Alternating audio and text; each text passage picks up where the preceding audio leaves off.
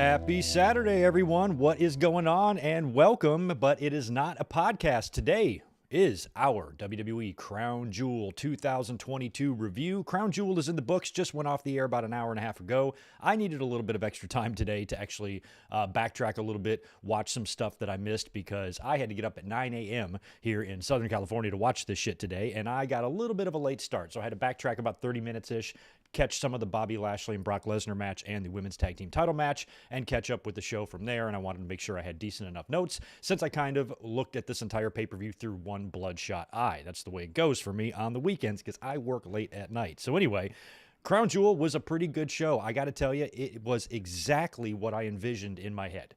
We did the predictions, all of us, on Thursday together, and I think the only match I got wrong in this whole thing was the women's tag team title match. And if you remember, those of you who joined us for the predictions, I did think about actually having another title change here. I'm like, I could see WWE having them switch the titles here just to give the Saudi prince a title change, because we know we're not going to get one in Roman and Logan, and the Usos damn sure better not drop their belts to the Brawling Brutes, and nobody was really feeling Bayley over Bianca. So if it was going to be any title changes at all, and that's maybe part of maybe it's like like an unwritten rule or part of the agreement with Saudi Arabia that you got to give them something, and they did a women's tag team title change instead. The match was very good, so I don't really mind the hot potatoing, and plus it's a couple of championship belts that I don't give two shits about anyway, so I don't care if these belts change 6 times in one fucking day. I don't care. So I thought that match exceeded expectations. Loved the little Bray Wyatt tease with Alexa Bliss. Lashley and Brock was good, but maybe a flat finish. Also a very interesting match. Cross and Drew McIntyre exceeded expectations in their cage match. Cross finally actually looked like a main event player, which was good. I liked the tag team match with OC and Judgment Day. Strowman and Omos was pretty much exactly what I expected as well. And of course, Roman and Logan tore the house down. What a great match in that main event. Logan Paul did exactly what many of us thought he would do. Even Logan Paul's biggest critics, people who look at him and say, he's annoying, he's a douche, I can't stand him. I used to be one of those people. But this guy, in only his 3rd ever match, performed at a main event level, and you can't ignore that. And regardless of what you might think about him personally, he's extremely driven, dedicated dude, and if this is something that he decides to stick with, and he actually sticks with wrestling, takes it seriously, and puts his heart and soul into it, I don't see how this guy never becomes a world champion. I mean, he's that good, and you don't really go out there and after 3 matches in your life and perform at that level. You got to have something special to be able to do that. So we're going to have to not only acknowledge our tribal chief, but acknowledge how damn good Logan Paul is. And it was so crazy. He did the frog splash off the top onto Roman, onto the table. And as soon as I saw that, my first thought was, that looked so spectacular. I think Logan Paul might have permanently added himself to WWE's signature intro that they do. By the way, we'll talk about Sasha Banks and Naomi in a minute. And then I thought about it. I'm like, you know what? I think he already had one of those moments. And back at SummerSlam, he had another big spot like that. And I tweeted the exact same thing. I kind of laughed that I had the same thought twice. But that tells you right there all you need to know about Logan Paul. 2 out of his 3 lifetime matches, he's had what I consider to be, company historic moments in the company in terms of a big spot, big move, big moment, whatever. And he's already had a couple of them within a year's time. And the kid is no joke. So overall, I thought Crown Jewel was a very good show for what it was. You guys know I'm not a big fan of these Saudi Arabia shows. I hate our deal with them. It's sketchy as hell. I don't like it. It's gross. And of course, when WWE starts spreading all of the Saudi propaganda and stuff, it just really, really makes your skin crawl. And of course, we know there's a pretty good handful of talent that does not make the trip over there. Sami Zayn, of course, I don't even think is allowed in Saudi Arabia. And some other people just sit it out. No Kevin Owens, who has not, I don't think, ever been. I don't think Gargano went. Seth Rollins, luckily, was not even booked for this thing, so I don't think he had to go. And of course, as we saw last night on SmackDown, they ran the angle with Omos and MVP. So MVP could also miss the show because I think some wrestlers are just saying, I flat out do not want to go. I don't know internally what the deal is with these Saudi shows, if they are voluntary, kind of like, the tribute to the troops shit was back in the day, if they really do give the talent an option to opt out of this if they want. But if they opt in, they've got a pretty big payday coming if they wind up getting booked for this thing. But I would like to think if I was a wrestler and I was already making pretty good money, I would forego this payday just for my own personal pride. But that's just me. But The Saudi shows happen. There's nothing we can do about it. It is a 10-year deal with this company, so they ain't going away anytime soon. And they're going to be sending a lot of money at WWE's way. And that's just the way business is. And there's nothing we can do about it, even though it sucks. But a lot of times these Crown Jewel shows, like when they first started them, they were kind of in the way. I had mentioned several times that I feel like they are just they're house shows with WrestleMania pyro. And that's all we really needed to give to Saudi Arabia at first, because they seemed fucking clueless. They're asking for Yokozuna and shit. So WWE just brings out another giant sumo wrestler like to trick them, and then all of a sudden it seemed like they got smartened up or wised up a little bit and maybe started requesting that WWE actually does some shit on these shows, because the first couple I don't think they did much. A couple of signature matches or whatever it was, but maybe attraction matches, but nothing wonderful or great in any way. And Braun Strowman winning the greatest Royal Rumble thing and all that stuff. And then finally, they started doing some more stuff, and we've seen a couple of title changes. Bray Wyatt won and lost the WWE or the Universal title in some... All right, I think we're back. I had a brief little interruption there. Boy, I hope we're not going back to those days again. Remember that when that was happening all the time? I had to cancel a podcast because of that one time, but I don't think that's going to be a regular thing here. Hopefully that was just not that big of a deal. But like I said, we were having a show tonight based on the card that didn't really need to see any major title changes. I think the Logan Paul and Roman Reigns match was going to speak for itself, and WWE was going to stack up the card with a lot of good stuff to where it didn't feel like they were going through the motions if you didn't have a title change. It actually seemed like they did have purpose to what they were doing, and I think all of the matches, lived up to their expectations. And like I said, in my head, how I perceived the show and how it was going to be, it came off basically exactly like I thought it would be. Like I said, the only match I got wrong in my predictions was that women's tag team title match. But let me know what you guys think in the chat here. Give me your grades on the show, letter grades A, B, C, or D, 1 through 10. Grade it for me. Let me know what you liked and disliked. I'll say hi to the chat here, shoot the shit with you guys a little bit, knock out the super chats, and then we will start rolling into the results of this show. And as always, please smash that thumbs up button. We have a 10,000 like goal for this video. I don't think we're going to get there, but you guys can help get me close. So let's go for those 10,000 likes. That would be superb. Anyway, let me scroll up here to the chat and welcome everybody. First thing I want to do is welcome Stephen Taylor to the family, joining the group. Welcome to being a kayfabe brother, and welcome to the family. Thank you very much, Stephen, for becoming a member. Very happy you are on board. Also good to see channel members Divine Ricks in the house. We got Zane G and Tatanani is here. Mab is here as well. We've got Chaz Medeiros. We have Jet the Hawk. We've got Denny Downbad, WWE fan forever. We've got George Morris chiming in with the $5. What's up, dude? Thank you for that. Hey, Greg, how are you doing, and how are your cats? Back from vacation. Went back to visit Indiana. How about Survivor Series 92, 93, 94? Watch along. I like all of those, and we're going to be getting a lot of Survivor Series watch alongs done this month. As a matter of fact, tomorrow we have Deadly Game. That's what we're going to be playing tomorrow night. A very, very deadly game. Survivor Series 1998 watch along. We will be live tomorrow at 8 p.m. Eastern, 5 Pacific for that. And I think the following week, I've kind of got my eye on 95. I definitely want to do 95, but I like the ideas of 92, 93, and 94. Those are all great, and I'd like to get to all of them. So, George, I'm pretty sure at least one of the 3 that you've suggested there will get done in November. That's for sure. Glad you had a good vacation there in Indiana. And appreciate you being here as always, George. You are the best. David Brown is in the house. We got Andy Linnell, JJ Legg, Antoine Fair is here as well. Cool to see you, man. Luke McAllister chiming in with a super chat as well. Hey, Greg, what's up? Solid B show tonight. And I say, do Lashley versus Lesnar 3 at Mania. Ready to celebrate my 24th birthday in 3 days. Holy shit, you are only 24. You are a lucky man. Well, happy early birthday to you, Luke. Have a good one. Don't drink too much and eat a lot of cake.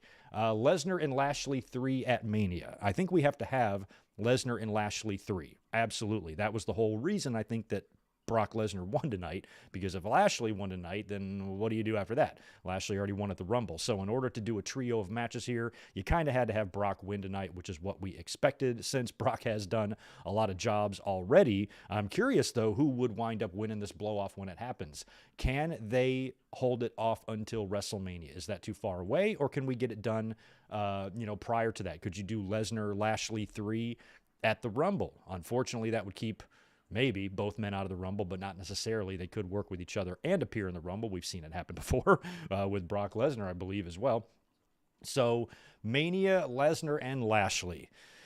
That would be, what, a year plus long, kind of issue that they've had? I don't know. Based on Lesnar's schedule, yeah, I think anything could be pushed to WrestleMania. So I think I'd go Mania or Royal Rumble, or you got to remember, oh, wait, maybe not. I don't think we're going to have another crown jewel before WrestleMania. I was thinking they'd stick one over there, but I don't think we do. So I was thinking you could do Lashley Lesnar 3 at the next Saudi show, but I'd say Rumble or Mania. I wouldn't want to do it in an Elimination Chamber or anything like that, so Rumble or Mania seems likely, and I do think Mania is possible for those two guys, but that's still many months away. Good to see Zach Palgett in the house. JL is here. Stone Cold 10X, Stephen Harris, Martin Tomlinson. Good to see you, my buddy. Isaac and Mike Witt, more channel members rolling in. Good to see you guys as well. Also, Zach Goller is in the house. Beetle 911. We have King Azza. Roman and Logan match of the year. Roman and Logan was very good. I don't know if I would call it match of the year. Now it's going to be clear, says King Azza. Cody versus Roman at WrestleMania. Why is that clear?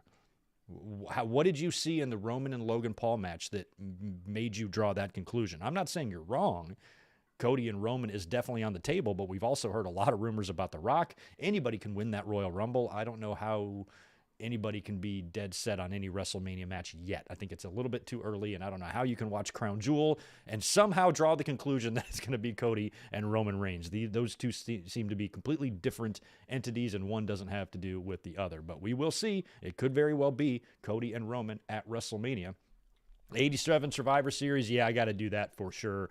We got some decent grades in here. Got some 8s on the show, some 8s, Bs. I think that's been the consensus online, too. I've seen a lot of B pluses and a lot of Bs, a lot of B show stuff tonight or today, since it is the middle of the damn day, on the social medias as it relates to Crown Jewel. And I think overall people did think the show was solid. And like I said, the show gave me exactly what I was expecting it to give me as a fan. I knew we likely weren't going to see Logan Paul win the title or anything like that, but I said the day that the match was announced, I put on Twitter, I said, that is going to be a good match.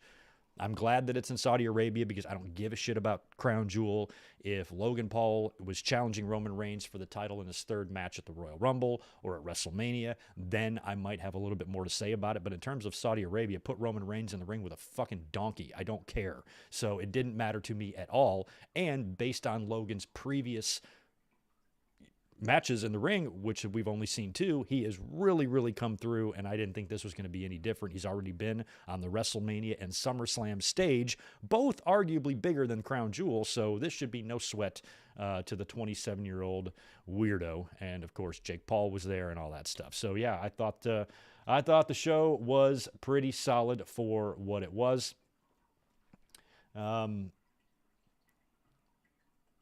Every Roman match just seems so predictable to me. Yeah, fans just can't do it. They can't handle, like, long-running champions. They get so impatient. And Roman Reigns could hold this title for 3 more Olympics. And I really would not get all uppity. I don't know why fans cannot handle long runs. It's just like, I don't know. And Mike, you're my generation. You're not even a young fan that, whose brain moves too fast and wants everything yesterday and wants instant gratification on everything. You're not really like that. You're from the era where you should be used to seeing long-running champions, shouldn't you? So I don't know why Roman's matches would be any less predictable than Hogan's. I mean, Roman Reigns is not following the same format. He's putting guys over. He's selling for him. The near fall that Logan Paul got on him after that one Superman punch, I, for a split second there, thought we had a new WWE champion. Hogan's matches did not have that type of drama. Everything, he would get beat down, he'd make his comeback, 3 boots or 3 punches, big boot, leg drop, and he'd hit the showers. Roman does add a lot of variety. Roman has a lot of drama in his matches. I mean, he was in there with a guy that nobody expected him to beat. Of course, Roman Reigns and Logan Paul is predictable. Of course it is. Logan Paul's not going to beat Roman Reigns. Would you want that? Would you want Logan Paul to beat Roman Reigns? Fuck no. Predictability can be annoying when it gets old or when it happens too often or when things get stale or whatnot. But sometimes, like we've talked about, predictable isn't always bad either. Like we've seen with certain guys winning the Rumble. Sometimes you just want to see that. Many WrestleMania main events. You want to tell me that the WrestleMania, 12, 13, 14, 15. Those main events weren't predictable as hell. Did anybody go into WrestleMania 14 in Boston that year thinking Shawn was going to retain the title in the main event? No.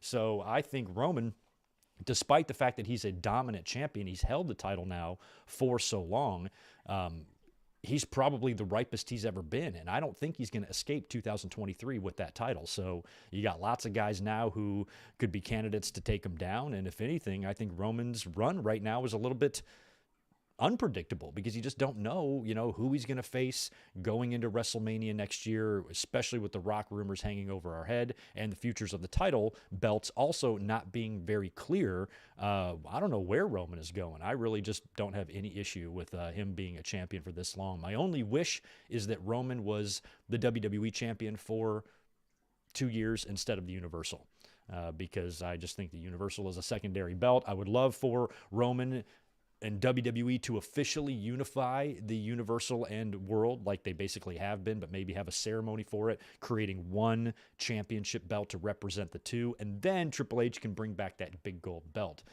In a perfect world, that's what I would like to see, but I don't live in a perfect world. I live in a very less than perfect world. But anywho, let's get into these WWE Crown Jewel results.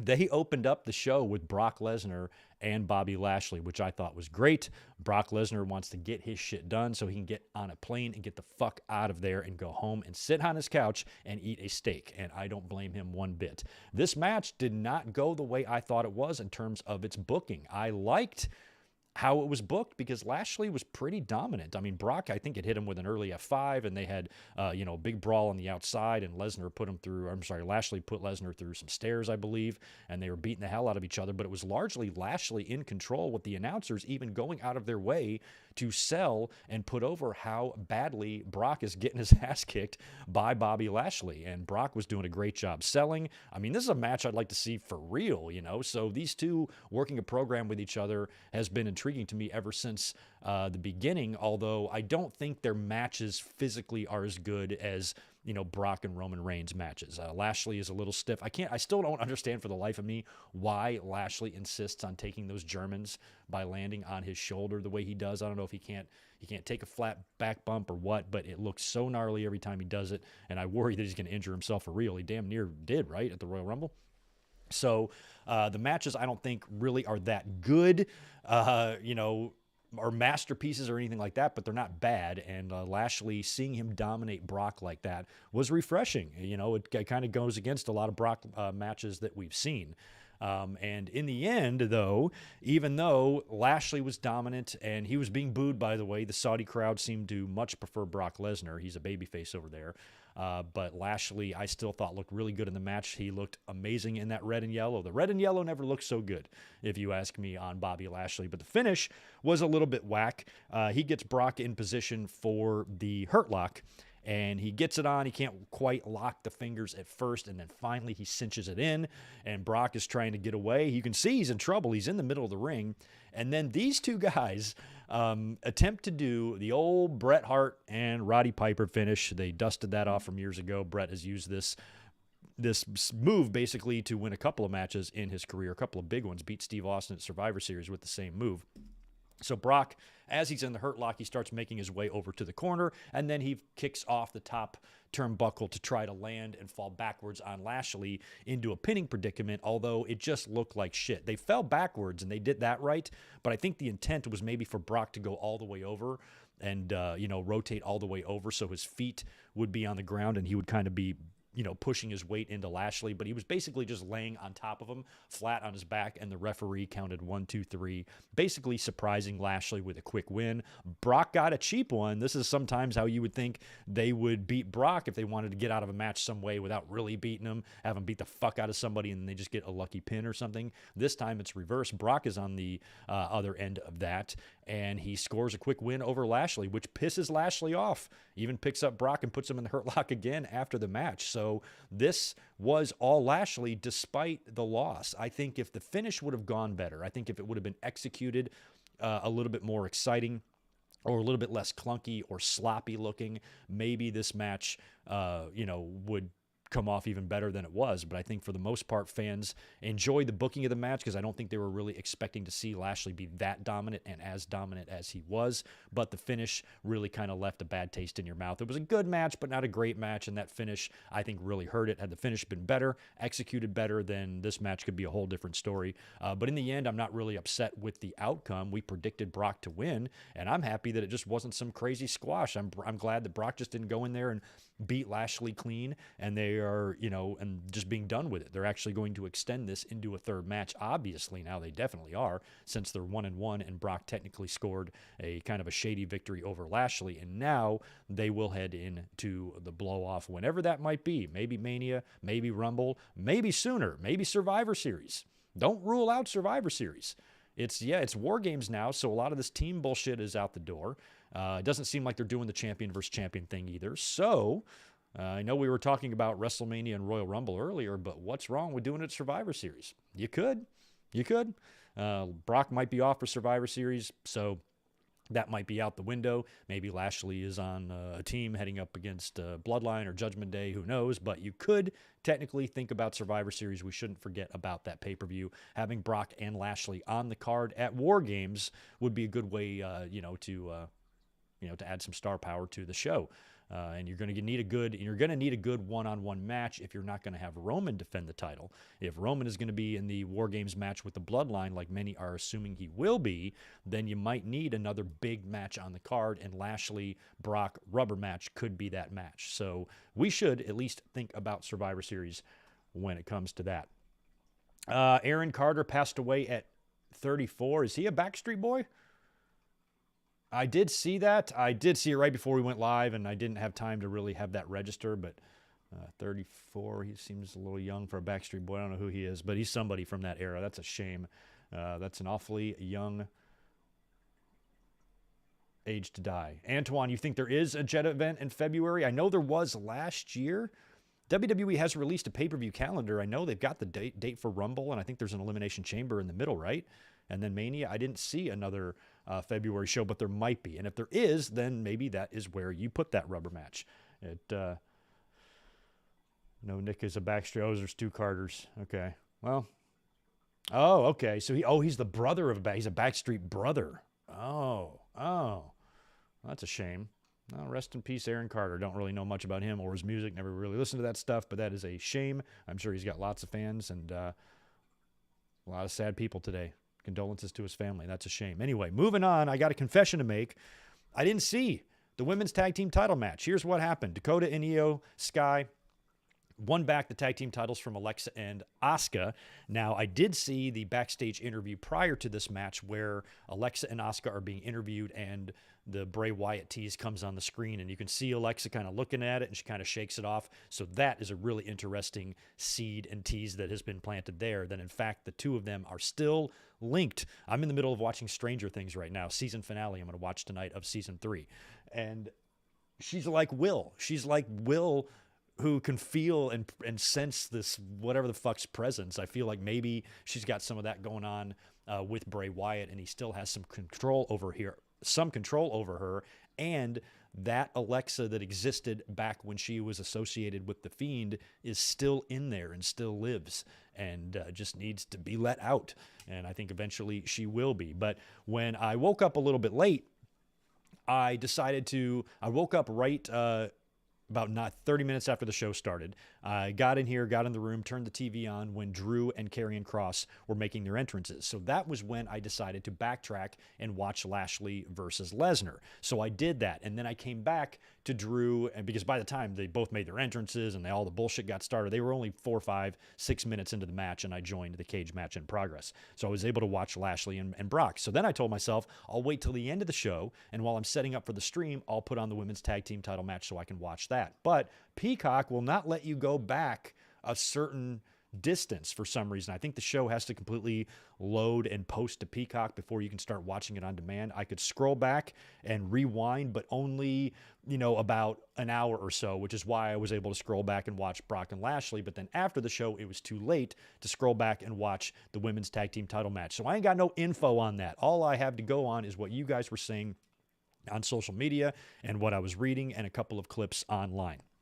Sounds like the match was pretty good. Sounds like Alexa Bliss even had a pretty good showing for herself and the best match she has had since she's been back. But in the end, Dakota Kai and Io Sky won back the tag team titles. I have no idea who pinned who, so you guys can let me know what the finish was there. Was there cheating? Was it clean? I don't even know. All I know is we have brand new women's tag team champions. Again, Dakota and Io have now regained the tag team titles, so they are now, are they 2-time or 3-time? I think they're just 2-time. I think they lost the tag finals, right, when they did that tournament, and then they won the belts, lost them, and now they have won them back. That is a bit surprising to me, but like we speculated about this on the predictions. I even said in my predictions, I was like, I could kind of see them switching the titles back here. Maybe that's the whole reason why we saw the title change on Raw, was so they can give, Saudi Arabia a title change on Crown Jewel. But the reason I didn't pick that and predict that was because they could have still done that. You know what I mean? So if they wanted to have a title change here, they could have just had Asuka and Alexa win the titles here instead, and then Dakota and Io win them back on Raw if they really wanted to just give the Saudi crowd a title change. But you also have to look at Monday Night Raw last week, kind of a lackluster show. They had the women's tag team titles in the main event. So if you're going to have the women's tag team titles in the main event, you probably want to have a title change there too. So I just think it was the way, where everything landed and where everything was falling was the reason they did it like this. I saw a couple of fans complaining, oh, they changed the titles again. Please don't get yourself too upset about the women's tag team titles. It is not worth it. It is not worth it. It does not matter. These two could drop the belts on the plane ride home, and I wouldn't give a fuck. It does not matter. I promise you. These tag team championships are just not that very valuable in the company. I'm hoping they can get there one day because all 4 women in this match are superb wrestlers and very credible and great champions and whatnot, but the division, I just don't know if it's really ready to sustain those tag team titles. Now, we might have some interesting information regarding the women's tag team titles because, as a lot of fans pointed out, today when Crown Jewel went live, Naomi and Sasha were back in the WWE signature intro. They had been taken out of there when they walked out of WWE Raw. They have not been seen in the signature intro since, and a lot of fans spotted them back. So that's a really interesting way, I think, to let the fans know that Sasha and Naomi are probably coming back.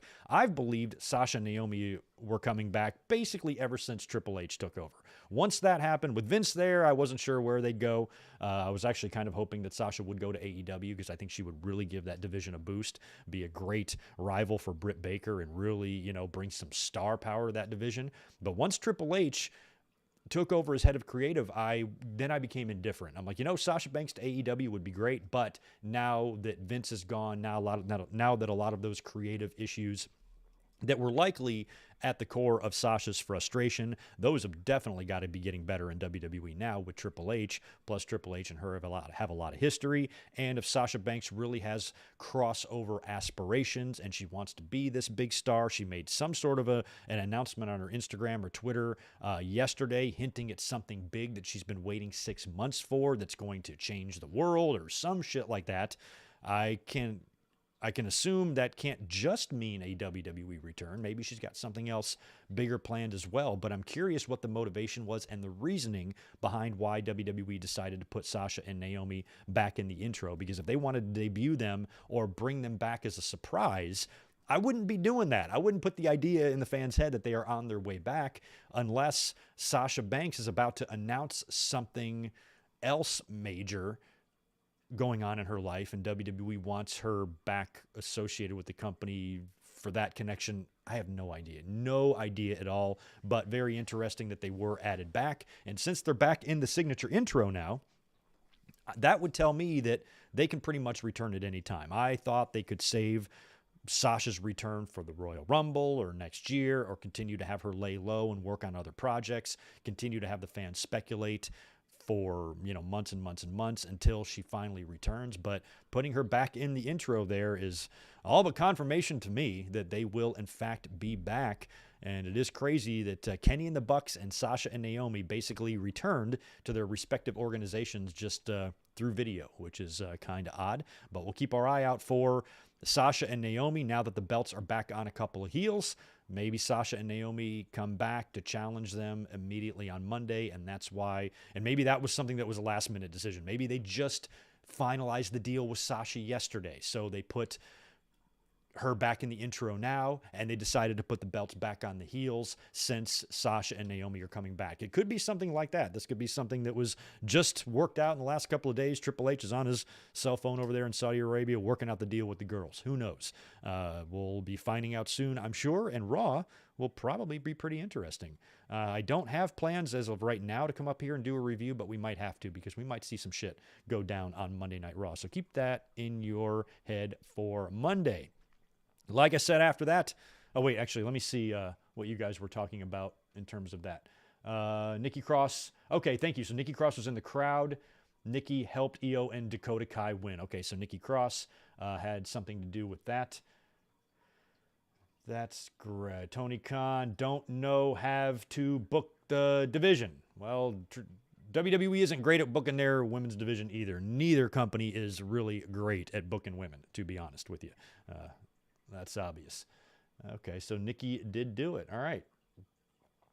Yeah, Elimination Chamber is in Montreal on February 18th. February 18th, I'm pretty sure, is the anniversary of Kerry Von Erich's death. I think. Isn't it weird how dates just stick out to you? It's either him or Dino Bravo. I can't remember, but I'm pretty sure it's Kerry Von Erich on that February 18th date. That's how weird my brain works. Anyway, let's move on to the next match now. By the way, I would love it if you guys would smash that thumbs up button for me. We had a 10,000 like goal. We're only 950 away. 9,950 away. Help me out. We can make it. We can make it, y'all. All right, after that, we had Drew McIntyre taking on Karrion Kross inside of a steel cage. While these two guys were making their 15-minute entrances each, I scrolled back and watched the Brock Lesnar and Lashley match and then picked this match up about 5 or 6 minutes in, and I wasn't looking forward to it. I was already tired as it was. You know, Kross is just not connecting in the ring with me that much yet, even though I just love his look, his presentation, his music, and the Scarlet and the whole thing. He's not a main eventer in my mind. Maybe this match helped change my mind a little bit because he looked much better. Kross and Drew felt like they finally clicked. It was a brutal match. It was much better than the strap match that they had at Extreme Rules. It was good to see Kross taking some of these, big, high-octane bumps and stuff like that because, physically he's in there with somebody. It's hard to look at a guy like Karrion Kross and think that he can be physically overmatched by too many guys, but he really was with Drew. He's better. Drew is stronger, quicker, faster, in better shape, but Kross is just rough and tough, and he was able to, I think, display that better in this cage match than he has been able to in any other match he's had so far. My only real issue with it is Scarlett again, because this whole cage match was designed to keep Scarlett out since she is the reason that Karrion Kross basically wins all of his matches. And as McIntyre puts down Kross and he's setting up for a Claymore, it's pretty much going to be the end of the match. By the way, the rules are here. You can escape the cage or pin your opponent. As he's about to go for the Claymore on Kross, Scarlett, who starts climbing up on the cage, starts distracting Drew McIntyre again. And I remember thinking like, oh, don't tell me he's just going to look behind him and get distracted by her, and then Kross is going to come in with the cross hammer or whatever and pin him. I'm like, well, then what the hell's the point of the cage? Scarlett has got to backfire this time. So sure enough, she does do enough to distract McIntyre, and he's attacked by Karrion, but luckily that wasn't the end of the match. By the way, shout out to Kross, who hit Drew at one point in this match with a great double running knees, almost like a half Daniel Bryan running knee and half Claymore type of thing. Looked really good. Nailed Drew right in the face with that. Scarlett would play a role later on again as Drew McIntyre is about to escape the cage through the door, and you can see the referee over there, and I'm thinking that Scarlett is going to do the deal that we see a million times in cage matches where you take the door and you slam it on the guy's head. I felt like she was going to do that because Drew is climbing to the door really slow. Ladder matches are the same way. As exciting as ladder matches can be, it's really awful when you see, the wrestler taking so fucking long to climb up like one or two rungs of the ladder. And cage matches are the same way when you have this ridiculous rule that you can win by escaping it. So when you are trying to escape the cage, but it's not the finish, you got to go slow enough to make sure that everybody can get in position to stop you or whatever. And I felt like this part of it took a little bit too long. But when I thought McIntyre was going to get the door slammed in his head, what he got was mace in the face instead. Scarlett sprays him, and then just for fun, she sprays the referee, which popped me. Laughed my ass off. Like, what'd she spray the referee for? So she sprayed Drew. There's no disqualification. There's no point to spray the referee, especially when ref Jessica just ran right out there and became a replacement ref. It achieved nothing to spray the referee. It was just Scarlett. Excuse me. Excuse me. It was just Scarlett being an asshole, spraying the referee because she felt like it. So McIntyre starts selling the mace. And again, as much as I thought this match was better than the previous one, a couple of spots in this match were kind of stupid. And Drew McIntyre getting over the mace pretty quickly is one of them. Now, he continues to try to fight Cross then tries to escape through the door while Drew is blinded by the mace, but he's able to come to and stop McIntyre, and referee then closes the door. And then in a couple of minutes, McIntyre just seems to be over the mace. He's cool with that now. So Jessica, I believe, is now in the ring as the referee. And the match continues. And then Scarlett, I guess, I think McIntyre's coming over to the cage again or something like that. But Scarlett ends up locking the cage. She's got the chain and the padlock or whatever, and she locks the cage. She locks McIntyre in there. She goes, aha, you can't get out or whatever. And Cross is in the back corner kind of selling.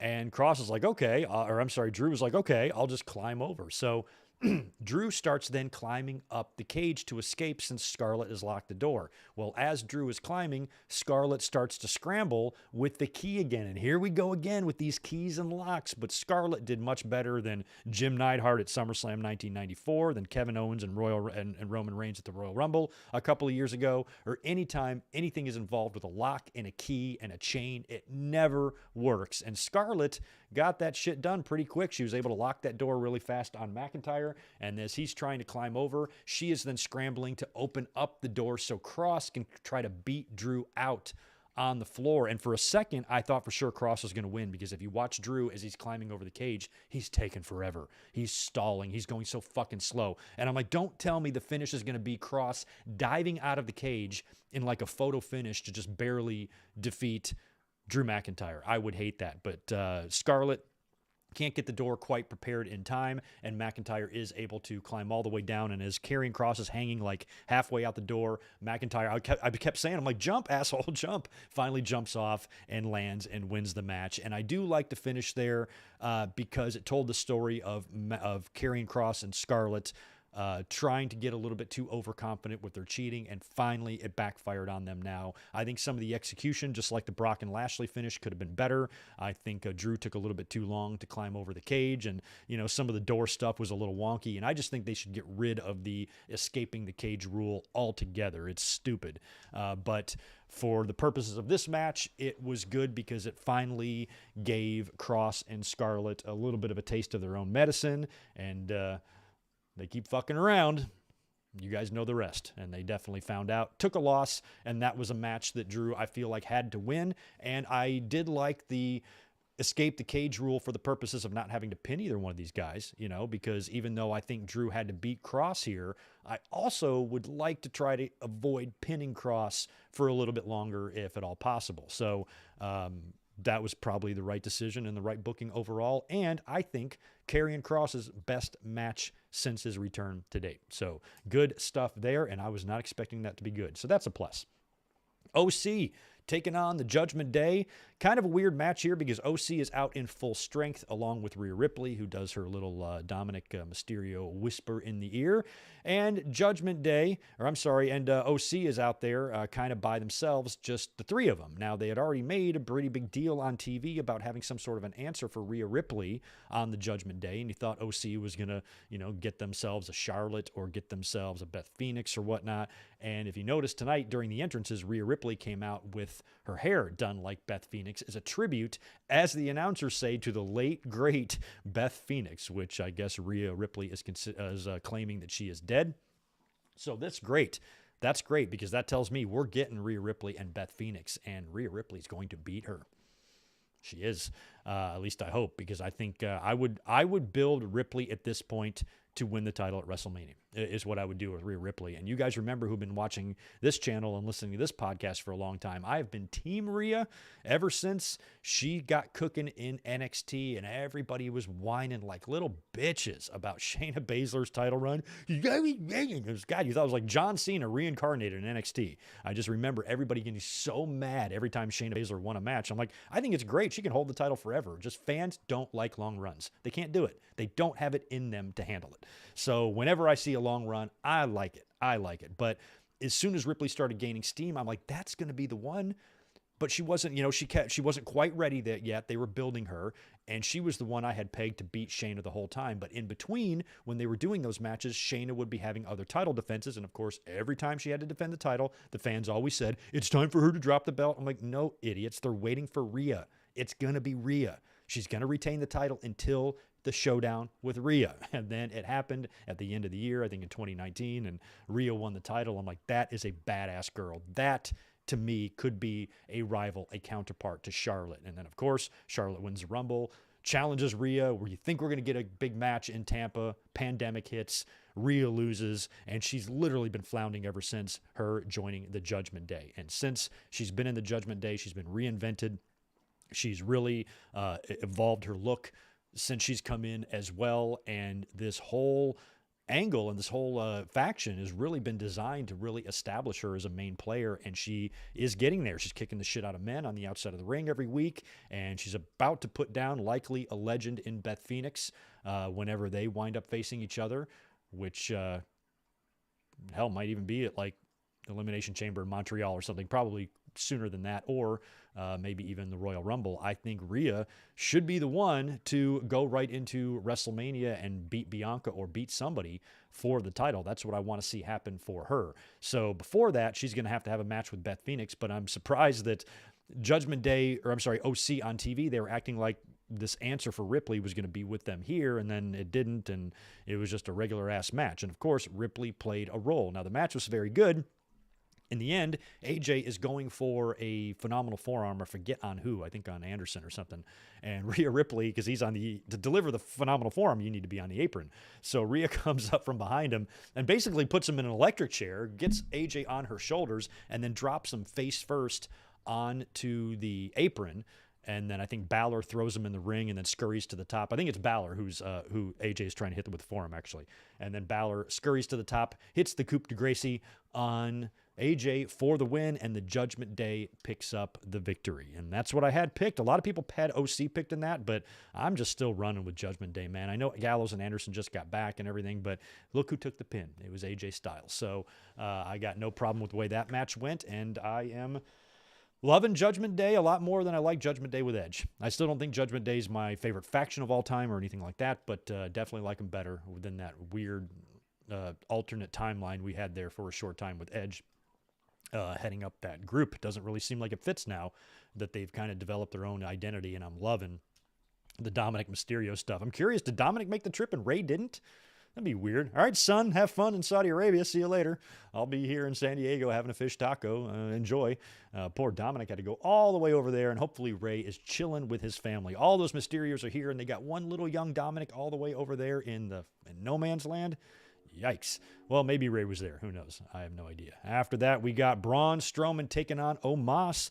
Battle of the big men here. Omos coming out looking like a gigantic D'Angelo Hawkins. He has kind of ring gear now. He had more traditional looking ring pants. He had like a hoodie type of thing that he came out to the ring in, and he was also by himself because conspicuous by his absence, as Gorilla used to say, was MVP, who got his ass kicked last night on SmackDown. And apparently they taped SmackDown last week, but they ran that whole deal because MVP isn't making the trip over. I haven't read it. I did see a couple of tweets about it, though. There was a Fightful Select article saying something about, I don't want to misquote it, but MVP being a former Muslim turned atheist, which is punishable in Saudi Arabia. And kind of hinting that's why he wasn't there, but I think he just chose not to go. And plus, when you are over there, you are a guest, and those weird-ass laws don't really apply. But I also think there are a lot of pieces of talent and members of the roster that just don't want to go, and MVP might be one of them. But either way, he was not there, and I'm happy that any piece of talent says, hey, I'm not going. I'm not going to go do that. I don't want to go over there. I'm glad that at least they have that option. So MVP was not there. Omos was by himself. I thought this match was going to be a big pile of shit, and it was just a big pile of crap. It wasn't even that bad. Omos, we know what Omos can do, and it's not much. We know what Strowman can do, and it's not much, but it's more than Omos. I think Strowman makes a much more reasonable opponent for Roman Reigns, so I felt like he needed to take the win here. Plus, he just came back. Plus, Omos has already taken losses. It's not like Omos is still walking around here undefeated. He's been put down by Bobby Lashley and whatnot, so I didn't really think this match was going to go any other way other than Strowman winning. It was sloppy, but not too sloppy. Like I said, it was horrible. There was one spot, top rope spot, that they weren't really able to execute with Strowman clotheslining Omos over the top rope. Omos doing a lot of trash talk, which I like. I don't like the growl thing that he does, but the trash talk actually does suit him because he's pretty good at it. He's got that loud, very loud voice. And listening to him trash talk Strowman a little bit was pretty funny. Plus, he dwarfs Braun Strowman. I mean, Strowman looks very small next to the 7'3" Omos. In the end, Strowman got the power slam onto Omos, nearly fell over, got the big fella up in the power slam, and he kind of teetered backwards, but he recovered, was able to hit the power slam on Omos. It looked pretty good for the win, and Strowman was victorious there. They also did the spot earlier on in the match where Strowman went to go do his little choo-choo train thing. I think it was right after the botched over-the-top rope spot, and then Strowman was finally able to get Omos over, and then he went to go do his little running thing on the outside, and he got flattened by Omos, who stood right there. Strowman hit him 100 miles an hour and just flattened him. It was pretty awesome to see Omos shut that shit down. I'm not really a fan of that running around the ring thing. It just only looks good 20% of the time. Sometimes Strowman can hit somebody and they can sell and do 3 flips and look great, but otherwise it's just kind of goofy. It's not my favorite thing. But Strowman is victorious over Omos in that one. Then we got the WWE Tag Team title match, Unified Tag Team title match. The Usos with all them belts defending against the Brawling Brutes. We may have a problem with the Usos, a couple of problems with both of them, and that sucks. When the Usos made their way to the ring, Michael Cole mentioned that Jey Uso believes he has a broken wrist. He had some tape and something on his arm, claims that he injured it on the European tour, and he will be heading home immediately after Crown Jewel to get an MRI and assess the damage. They've got a big match on SmackDown against the New Day, and that day on Friday, I believe, will mark and set the record for the longest running tag team champions of all time. You guys have to help me on the date on that. Is Friday the actual day, or will Saturday be the record-breaking day? This is significant because a lot of us, or everybody, was pretty much assuming that Usos are going to take this record. They're going to break it. But with Jey Uso with a broken wrist, you could say, okay, he could probably work through that. But Jimmy might have gotten hurt. He took a bump in this match that kind of looked like he might have hurt his shoulder a little bit. Now, he was out there for the main event, seemed okay, but Jimmy could also be hurt. And if Jey and Jimmy are both injured just 4 or 5 days before, or maybe 6 days, I guess, before setting the record for being the longest running WWE Tag Team Champions of all time, that sucks. Can you imagine if they set this record and they have to forfeit the titles? That's just not the way I'd want it to end. And also, if you're WWE now, you have to think about calling an audible. Like, let's say that the Usos both are going to need time off. But let's also say that they could technically get through a match physically if they had to. You can do the old British Bulldogs and Hart Foundation shit from 1987 when the Bulldogs had to drop the belts to the Harts, but Dynamite was injured. So they ran the spot on the outside of the ring where Dynamite got hit. And he spent the whole time on the outside of the ring selling while Davey Boy worked a handicap match. Shawn Michaels did the same thing at SummerSlam 1990 when he got injured, and he had to hobble out there and do an injury angle on the outside of the ring while Marty worked a handicap match. So maybe if Jay can't go, you do something where he's attacked or he's hurt, and then Jay has to, if Jimmy can't go, and then Jay works the match by himself, maybe Solo Sikoa inserts himself and takes the place of one of them to defend the titles, but still it's not the same as both Usos. So my question here is, if Jay and Jimmy are both healthy enough to at least do a little bit physically in the ring on Friday, but then right after that they both need time off, significant time off, then I'd think about switching the belts. I'd think about putting the belts back on the New Day. And wouldn't that be something if the New Day and the Usos had the same amount of days on the record? Because the New Day is the previous record holder, right? Beating Demolition's former record, and now the Usos are going to beat that record. So maybe these two could tie. Maybe the Usos and the New Day could both hold the record for the longest running tag team champions.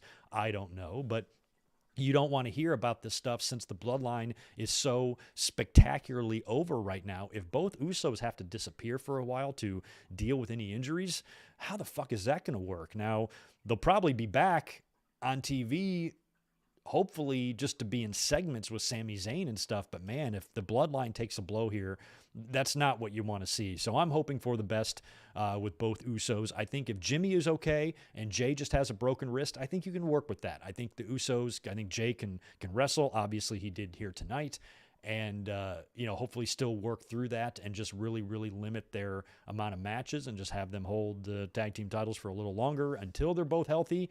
But if they both need time off to where they can't defend the titles or wrestle for 90 days, then you might actually have to strip them. So we will hope for the best with the Usos. I just think the bloodline, their run with the titles, everything has been so successful. I would just hate to see it end that way. And that's what happens in wrestling. We see that a lot. I can't tell you how many times as fans we've been heartbroken to watch a title run come to an end, or a title run never even get off the ground, like we saw with Finn Balor and CM Punk twice, and some other guys when they have to win the title and immediately cough it up again.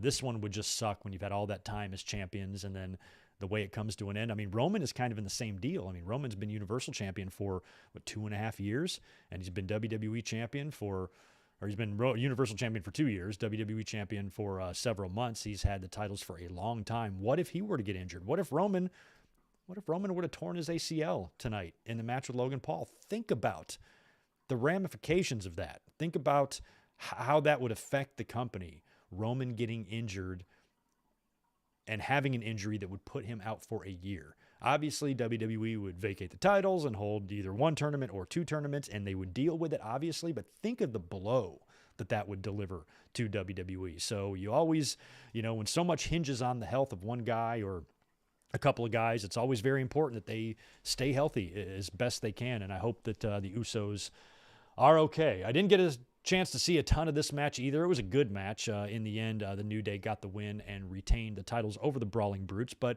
we knew they would. There was no way the Brawling Brutes were going to come in here into Saudi Arabia and Crown Jewel and beat the Usos just a few days ahead of their record-breaking title run. That's crazy. So Usos retain, and we will hope for the best with both of them.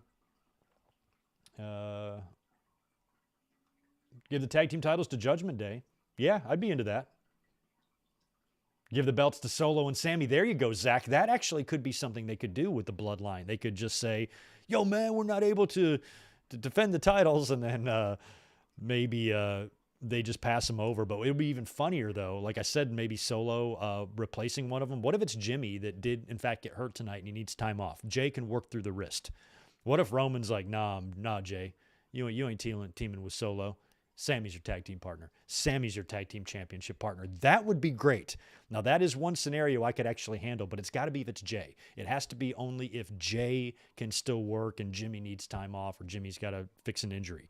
Then Jimmy goes down, Seinfeld.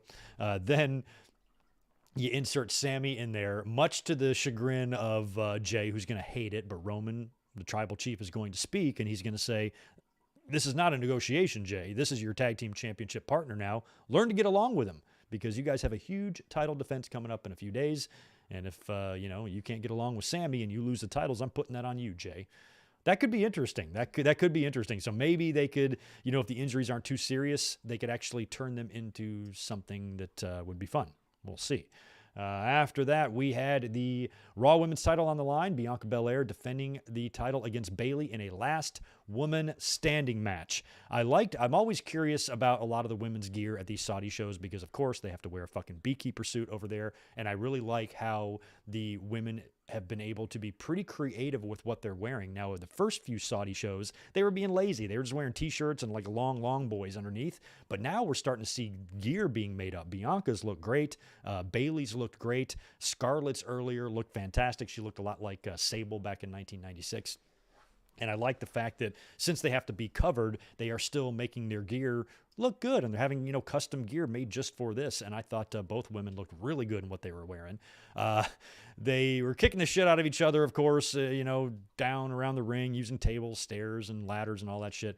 They start brawling up the ramp now. They go all the way up to the big stage, this gigantic football field-sized crown jewel stage. And they start fighting up there. Bayley puts Bianca in the, what's it called? The Bayley lock or whatever it's called. Puts her in that, and Bianca's selling that and injured, and Bayley lets her go and kind of walks away as Bianca's just laying there on the stage. And then Bayley goes away and she comes back driving a golf cart, and they got a whole bunch of space here. And the way the camera was set up, I'm like, oh my God, this is just like a Stadium Stampede with Kenny chasing after Sammy Guevara. And Bayley is going to mow down Bianca. So Bayley starts to, but they can't drive too far because there is a ledge. So if they didn't practice this shit, she could drive right off the edge. So she starts, speeding towards Bianca, but then she slows down. I thought for sure she was going to run over Bianca. She slows down. Then Bianca stops her, kicks her out of the golf cart, and then picks her up and puts her on top of the golf cart and like rams her head on the top of it a few times. And Bayley is like laying on the roof of this thing, which looks like it has like a reinforced roof or something. And then Bianca gets behind the wheel, struggles with the controls a little bit, backs it up a little bit, and then drives Bayley all the way down the ramp, which was a cool visual. The Saudi Arabia crowd probably got a kick out of that, and that was very good. And I just think that it would have been better if she was able to drive a little bit faster. And then when she got to the bottom where the table was sitting, you slam on the brakes, Bayley goes flying over the roof and lands through the table. That's what I was hoping they would do, but they didn't. She drove down all slow. I understand you have to be careful, but come on. Drove down all slow, came to a nice, slow rolling stop. Very easy. Very nice stop. Put her turn signal on and everything to let the other traffic know she was going to, move off to the left a little bit, and stops the golf cart, gets out, throws Bayley onto the table from like the top of the golf cart, but the table doesn't break. It just kind of bends. So they recover. They do it again. Bianca goes and gets Bayley, this time picks her up, and then I think just KODs her right through the table. That's what she was trying to do. I think she was trying to KOD her, pull her off the roof into a KOD through the table, but the table didn't break, and then she redid it, and the table broke the second time. And then they find themselves back in the ring, and I guess I didn't love this finish because it's something I would expect more out of a heel or out of a big underdog, a big babyface underdog. And that is basically just trying to outsmart your opponent and use the rules to your advantage. We saw The Rock, right, Mankind take advantage of this in that empty arena match when he pinned The Rock under a forklift and whatnot. So what Bianca decided to do was get Bayley inside of a ladder, kind of squished her in the ladder, kind of make a sandwich out of her, and then took the ladder and pushed it underneath the turnbuckle, essentially kind of trapping Bayley underneath. So she's underneath the ladder, but the ladder is stuck under the turnbuckle, so she can't like lift it up, but she could have easily squirmed her way out of there. And that's why I didn't really like it. Even though she was pinned in there, she could have just snuck out the side or just gotten out of there. Or she could have, if she was frantic enough. I mean, if you're getting attacked by a bear or, or some sort of wild animal, you were going to fight and claw and get the fuck out of there no matter what you do. You're not just going to sit there and going, oh, my foot, I can't get it out, So I didn't think Bayley was trying very hard, and I didn't think trapping her under the turnbuckle the way they did looked that great. She wasn't able to answer the 10 count because she was stuck. Referee counted all 10. Bianca overjoyed with happiness as she wins the match. But, I feel like a babyface should put Bayley down, smash her down, and let the referee count to 10. But this way it keeps Bayley strong. She is not going to consider this a loss. She's going to come out on Raw and be obnoxious. You didn't beat me and blah, blah, blah.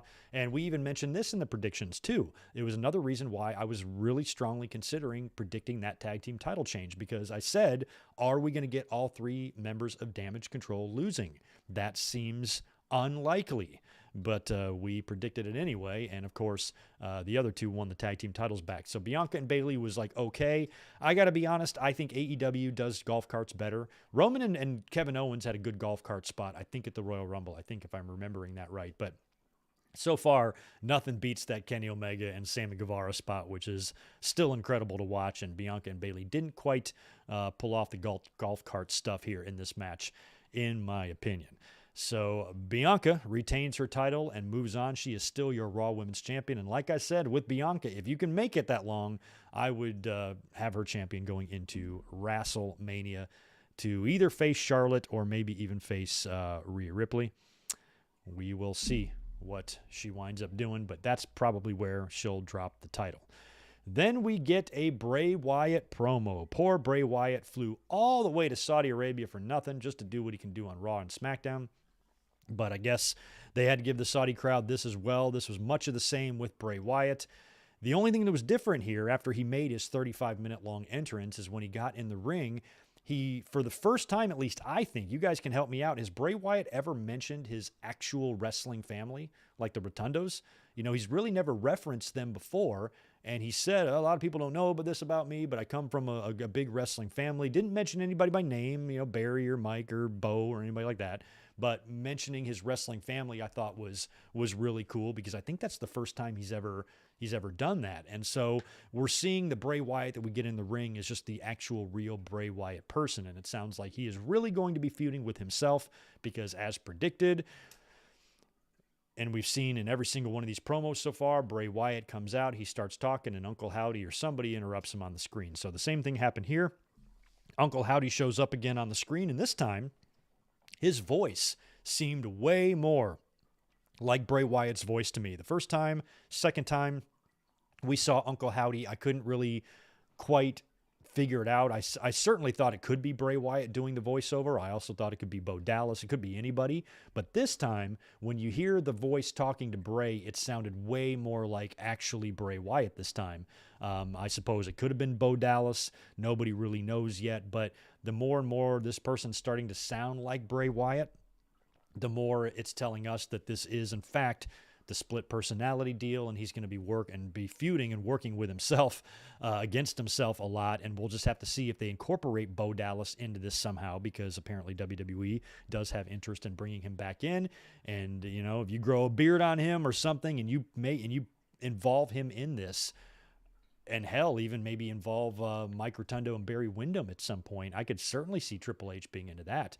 I don't think Vince McMahon ever wanted to mention Bray Wyatt's family, but Triple H probably thinks it's interesting. And if you have this angle, take certain turns where Bray Wyatt is getting really evil and really ugly, and maybe they do something on TV where Mike Rotundo and Barry Windham, former WWE Tag Team Champions, show up to try to talk sense into Bray Wyatt. Now, Barry, I don't think is in very great health, so I don't think he can be in there taking bumps or anything like that, but I think it would be cool if you did do some sort of a segment where Barry Windham and Mike Rotundo are both trying to talk to him. Maybe that could be a good spot to bring in Bo Dallas or whatever, and if that gets incorporated in there somewhere. But in terms of what they revealed here, nothing really. Same old with Wyatt. Comes out, cuts his awesome promo. Uncle Howdy interrupts him and says that you're a liar, and you're going to show everyone your true colors sooner or later, and whatever. So it's going to be interesting. I don't know how they're going to be able to actually have Bray Wyatt face himself, if they're going to do an Undertaker in SummerSlam 1994 type of thing, or if Bo Dallas is coming in to actually play the stunt double of Uncle Howdy, who really in the end is going to turn out to be Bray. But if you need a situation where you've got them both in the ring, then maybe that's what Bo Dallas is for. I have no idea. Really hard to tell still exactly what's going on, but I really hope that they don't carry this on for too much longer because, I mean, how many times can you just go out there and cut the promo when Uncle Howdy comes up? I want to start seeing a few more things being revealed and at least try to gauge what direction this entire angle and storyline is going in and what Bray Wyatt is going to be doing, because WWE apparently does have this shit pretty well planned out and they have a lot of ideas and plans creatively for Bray, and I'm excited to see it. I just hope we get some more revelations in terms of Uncle Howdy, and if we are going to ever see Uncle Harper. We might. That leaves us with the main event. WWE Universal and WWE World Champion Roman Reigns defending the title against Logan Paul. Now, this was a match, like I said, we've talked about it over the past few weeks. I've said right from the very first day, based on Logan's first two professional wrestling matches, this match is going to be good. It's going to be good. He's going to surprise us. He's going to be doing some great stuff. We've already seen what Logan Paul can do. We know Roman is a hell of a worker, and I said in the predictions that I was hoping that this would be some sort of a decent balance between, a competitive match and a squash. I didn't want Logan to be a realistic threat to the title, but I didn't want Logan just to lose in 5 minutes, because then you get robbed of what he can do, and it's too quick, and nobody wants that. And Logan maybe even had even more offense than I was expecting him to. And he was doing some great moves early on in this match. One of the most notable ones that he did right off the bat was a buckshot lariat. You watch CM Punk try to do a buckshot lariat. He crumbles in the middle of the ring. Granted, he's 17 years older than Logan Paul, but still, Logan, a guy who's had 3 professional wrestling matches, delivered a better buckshot lariat than CM Punk, and nearly as good a one as Hangman Adam Page. That's pretty amazing. Logan wound up hitting a couple of Superman punches on Roman Reigns later on for a huge near fall that was really, really close there. Also, early on in the match, Logan was wrestling Roman a little bit, took him over with a fireman's carry and all that. Roman was doing a great job selling all of that while being kind of annoyed, frustrated, shocked, and surprised all at the same time, trying to swat away this annoying buzzing gnat that just will not leave him alone. And Logan, physically was doing his thing in there. He was doing everything I expected him to do. And, they showed a lot of footage of him working out with Shawn Michaels and Shane Helms, and he's been training really hard. He's in insane shape. He's a good shit talker. He's tailor-made for this business. He really, really is. The fans seemed more pro-Roman than Logan in this match for sure. Even later on when Jake Paul would come out, Logan and him had a big, brotherly moment. The fans didn't really react to it that strongly, I felt. Logan has also got his buddies out on the outside of the ring, or at ringside, I should say. I think they're the guys that host his podcast with him. I don't know their names. They're out there when he's got the advantage on Roman Reigns, and he grabs one of their cell phones. And he gets Roman, he puts Roman on the announce table, and then he climbs. He's taking selfies, he's taking pictures of Roman, taking pictures of himself. I think he's got the video app on the phone in his hand. He climbs to the top rope with the phone running in his hand and delivers a leaping top rope frog splash onto Roman Reigns through the announce table that just looked incredible. He had a similar one at SummerSlam, which was just nuts. This one was no different. It was incredible looking, and I'm curious if that cell phone footage exists. Like if he has that on his phone and he's released it. Has it been put on social media anywhere? I'm curious if you can even see anything, because it's not like he was really holding it. And as he was going down or trying to, center the camera, he just seemed to be doing the deal. But I would really like to see that frog splash on that phone recording. And that was pretty good. Roman is then destroyed on the outside of the ring, taking that frog splash. And that's when the Usos show up. So Jimmy and Jay are out there. So they seem okay there in terms of their injuries. And they confront the two friends. They grab the friends, pull them over the barricade, get them in the ring, beat the shit out of them, and then some music starts playing, and Jake Paul shows up. Jake Paul gets music. Jake Paul should have just ran down there. So Jake Paul shows up, big off his win over Anderson Silva a few days ago. A lot of rumors that Jake Paul would be here anyway to help Logan Paul combat the bloodline a little bit. So he comes out, makes his entrance, comes all the way down there, punches out both of the Usos, and then Solo Sikoa's music hits, and he starts making his way down to the ring, and he gets in the face of Jake Paul. But before they're able to do anything, Logan comes big dive over the top rope, landing on everybody, landing on the Usos, landing on his brother, landing on Solo on the outside of the ring. I think just the Usos. Big dive on to them on the outside while Solo is there. Jake Paul is there. The Usos are still out there, and there's a lot going on the outside of the ring. And then Logan does his big dive. In the meantime, Roman Reigns is recovering. He is now back in the ring. Logan Paul scoots in the ring only to eat a Superman punch right away, and you knew that was it. This was not going to be a match or an opponent in my mind that it was going to take 5 finishes to beat him. So as soon as he hit him with that Superman punch, I said it's going to be a spear and a victory, and it was. Roman waited for Logan Paul to get up, nailed him with a perfect spear, pinned him for the win, and retained the title, and celebrated with the bloodline after the match and got real emotional in the aisleway. Did you guys watch the show all the way through? After the bloodline celebrates in the aisleway, Roman lifts up the belts, the pyro's going off. Heyman is holding both of the titles, and Roman kind of turns to him and he puts his head on one of them, and he's like legitimately crying. I don't know if this was some significant match for him or why he was showing that emotion, or if Roman is just fucking great at his job. I think that's the more likely option. But he seemed a little bit overly emotional about it. So I don't know if maybe did he dedicate it to a fallen friend or something? Or I don't know. I don't know where that emotion was coming from Roman, and if it was part of the storyline, or if that was real, genuine emotion that was coming from him because of something else. I don't know. But whatever that was interesting as well. And Roman was very fired up. Nobody's going to take this from me. So it was a great match. I loved everything about it. To the people that had an issue with it being made, those people I say, where's your fun? Where's your sense of adventure and fun? This is a Saudi Arabia show. Like I said a million times, if Roman Reigns and Logan Paul was a championship match at a Royal Rumble or a WrestleMania or something, then maybe I might have something to say about it. But is this even worth getting upset over? All you want in wrestling is to have entertaining matches and storylines, and this was definitely an entertaining match with all sorts of stuff going on. And Logan Paul, for the third time in his career, delivers big. Logan Paul was here in San Diego a year ago when we were at Raw and listening to him get booed out of the building. And then the following year, having that match at WrestleMania and having a really good outing. All of us took notice to how he performed in that. And then, of course, at SummerSlam, he, tore the house down and earned himself a championship match against Roman Reigns. He's a celebrity coming in with 30 million Twitter followers and stuff, so naturally he's going to get opportunities. And so whenever you see a celebrity coming in like him, who's putting the time in, putting the work in, can have good matches, isn't going out there, using the WWE as a stepping stone or for movie promotion, he is out there wanting to do it.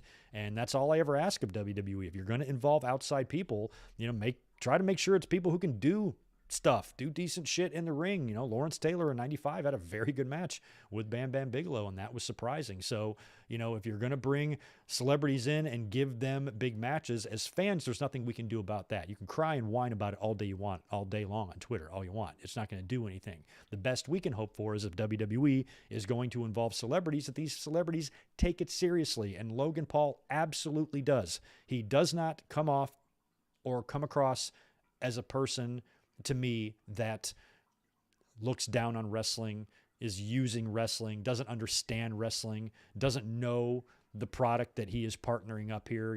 This is a guy that was a wrestling fan. He knows wrestling, and he's been trained by some of the best, and he's had good matches. So I have to stop, because if I keep complimenting Logan Paul, I'm not going to be okay with that. So I better just shut up on the Logan Paul praise, but he did a great job in this match here. And like I said at the beginning of the podcast, if pro wrestling is something that Logan Paul sticks with, if pro wrestling is something that Logan Paul wants to make his primary career, because this guy's got 19,000 other business ventures. He's got podcasts, and he's got probably food and water brands and fitness shit and God knows what else. He's got a million other things going on.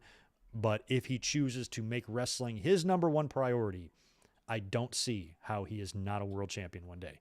He's 27 years old, and already has come through in 3 mega huge matches on mega huge pay-per-views. These aren't Raws, SmackDowns, house shows, Hell in the Cell pay-per-views. These are WrestleManias, SummerSlams, Crown Jewels, stadium shows, tens and tens of thousands of people there in attendance to watch you do your thing. And he handled the stage and he handled that level phenomenally. No jitters, didn't look clueless out there, didn't look like he didn't know what he was doing, looked like a pro all the way through it. As a fan, what more can you ask for Logan Paul? Wouldn't it be a lot worse if WWE involved Logan Paul and he completely sucked and Omos was a better wrestler than him? That is what I would consider to be unforgivable and infuriating, and would be a big turnoff to me watching. But Logan Paul is good. He is good. I think he's got a better pro wrestling look than his brother, Jake Paul. I do. So let me know what you guys think. But that's the end of my results there. We'll cruise over here to the chat and see what you guys have to say about this show. And if you guys have any more things to elaborate on, otherwise, I'm going to be getting out of here pretty soon. I would still appreciate those thumbs ups. We are nowhere near that 10,000 like goal. The likes are the biggest problem on this channel. It's our biggest problem area. I've loved this channel over the years, and the views and the engagement and the members and the chats and all that stuff. You guys are great, but man, I think I've got some of the worst likes in the community. So please help me out. I like you guys. Shouldn't you like me? Help a brother out. Give this video a like. That, I think, is going to do it here before I just answer a few more questions here in the chat, and then we'll be heading out of here. But I want to remind you guys again about tomorrow, Survivor Series 1998 watch along. I was thinking I put a link in the description, but I forgot. So it's not there. You're going to have to go all the way to my page, navigate all the way around. You're going to have to click Good Micro Commentaries and then look for Survivor Series and save it for tomorrow. It's going to be a lot of fun.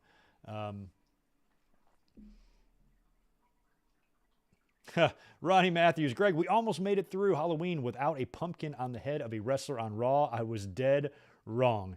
Did they do that on Raw on Monday? I didn't see all of Raw. I only watched maybe 40% of it. But yeah, Halloween show, they're going to be putting a pumpkin on somebody's head. You know what I'm saying?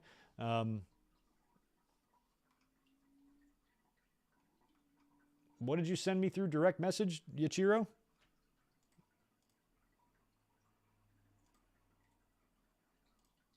Everybody's sending me stuff. Oh, are you guys sending me that video? Oh, cool. Oh, Bray Wyatt breaking character. Okay, that's from Michael. What's this one? Oh, here it is. WrestleOps tweeted this. Oh, he is.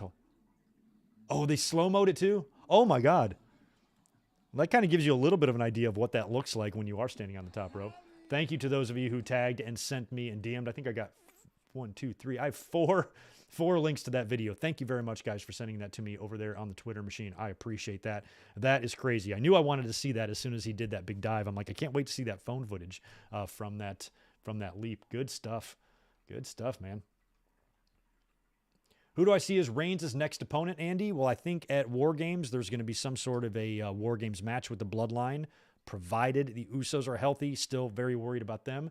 One or both could be injured, but I still think with one or both, you could still accomplish a War Games match because you got 5 of them, and you could put Sammy in there and just do 4-on-4. I don't know. But right now, I think Reigns is going to be facing Sammy, and I don't see Reigns defending the title maybe until like the end of the year or something. I feel like his next big opponent will not come until until Royal Rumble. I think Roman will have a couple of matches here and there. He's going to have to do something on SmackDown or wrestle or something between now and the end of the year. Obviously, he's going to be building up Survivor Series, but I think they're really going to limit, the amount of Roman Reigns title defenses, and I think he's going to have a big opponent at Royal Rumble, but any opponent he has prior to then will be, maybe just for TV, or that could be where they set up his Royal Rumble opponent. Maybe he has some matches on TV, and then that leads to a Royal Rumble match. You could do Kevin Owens and Roman Reigns again in a rematch from a couple of years ago. You could do that.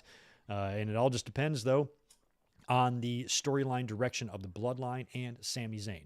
Is Sami Zayn going to be in this group for much longer? Are they going to boot him out? Is he going to screw up at War Games? Is WWE just going to play it by ear since this whole entire angle and situation is white hot? They're just going to see how it goes. And as long as it remains over, they're going to continue to go with it.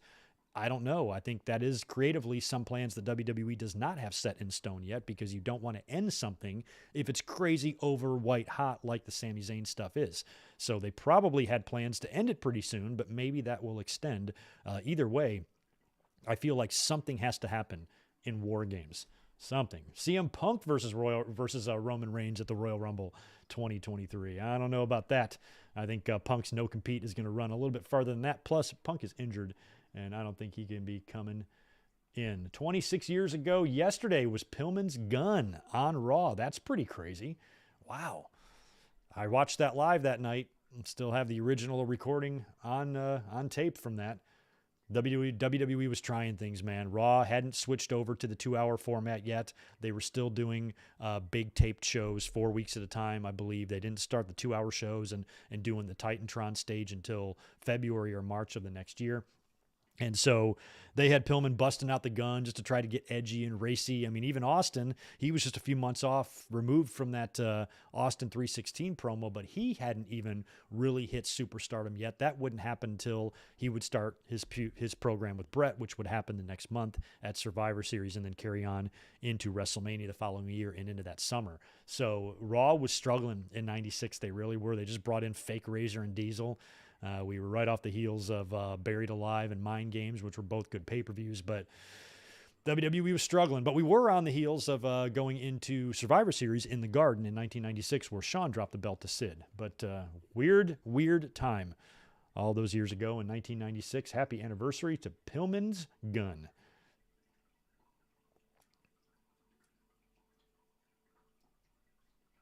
We have had champions like that, Mike. We've had plenty of champions that have put over many challenges. What do you mean put over? Like lose to them? Because you also have to remember there's all sorts of people that hate it when champions get pinned. Isn't that like the consensus? Why are they pinning champions? I am not like pinning Roman Reigns for nothing. And plus, you can put people over without having them beat you. I firmly believe as a wrestling fan who's been watching for 40 years that Roman Reigns did in fact put Logan Paul over tonight. He sold his ass off for him. He shouldn't have sold it all for him. He sold a ton. Made Logan Paul look really good. Logan Paul took Roman Reigns to the limit and came within a nut hair of winning the WWE title in that 1 year on that one near fall. Brock does the same thing. Brock doesn't get enough credit for his selling because everybody's used to him winning and F5ing and beating everybody. But watch Brock's matches. Watch his match with Lashley. The way Lashley was pummeling him and beating him down, and Brock just stumbles around and stuff. It's a more realistic form of selling, I think, what Brock does and even what Roman Reigns does. So I thought Roman did great. I thought he performed well, and you want a big, strong champion. Wrestling is very large. There's a million different promotions. We have 2 major promotions right here in North America alone. You have New Japan, you got Mexico, you got indie promotions all over the place. You have world champions flying out your ass. I just don't see the harm in like one of them holding a title for a long time. I just don't see how that harms anybody at all. I love Roman's work. And I just do not get impatient. I don't have it in me. Uncle Howdy is supposed to look like Barry Windham. Maybe. He doesn't really look that much like him. First of all, he's wearing a mask. The only thing that resembles Barry at all is that mustache, but Barry didn't always have that mustache. He didn't always wrestle with it. If anything, the only time he really had that handlebar shit is when he was in WWE as the Stalker. Remember that? But he was clean-shaven for some of his run, and he had a goatee for some of his run. He changed it up a lot, Barry Windham. So Uncle Howdy could potentially be Barry Windham. I don't know. I think Uncle Howdy is Bray Wyatt, just feuding with himself, but we're going to have to continue to watch WWE TV to find out that. But I think that's going to do it for me. I appreciate you guys being here this afternoon. Sorry there was no Winged Eagle today, but that's why we were up here the other day for the predictions and a little bit of a news brief where we talked about CM Punk and Vince McMahon and the latest with the Elite. We talked a little bit about Sasha Banks and Naomi here tonight, and we could see them back on TV imminently since they are back into the signature intro now. And I think right now, maybe I will tentatively plan a Raw review on Monday just because we could see potentially some major things go down. So let's go ahead and plan on that. You guys are going to get me another 3 days in a row. I think that's going to wind up being 5 out of 6 days in a row. You guys are going to get me. Actually, yeah, let's definitely do a Raw review because I just remembered something. I'm not going to be here Wednesday for the Dynamite Watch Along. I totally forgot. I've got to work. So I will, I might have to work out something for next week's podcast too, because or come up and do it early or something. I might have a schedule conflict there too. But yeah, next week is going to be weird with me at work. So yes, definitely. Let's plan for a Raw review on Monday, and then we'll play the rest of the week by ear. And don't forget, tomorrow we will be up here 8 p.m. Eastern, 5 p.m. Pacific to watch WWE Survivor Series 1998 Deadly Game together on a watch-along. Big tournament. Rock wins the title, swerves out the ass. It was a fun show, and we're going to be busy because that's a very busy show. There's like a lot of matches they had to cram into that short amount of time with that large 16-man tournament, plus some other matches in between. We'll have whatever football game is on tomorrow on the TV over here, and we will hang out and have a great time together. So I appreciate you guys being here. If you are not subscribed, please hit that subscribe button on the way out the door and smash that like, and I will catch you guys tomorrow night for Survivor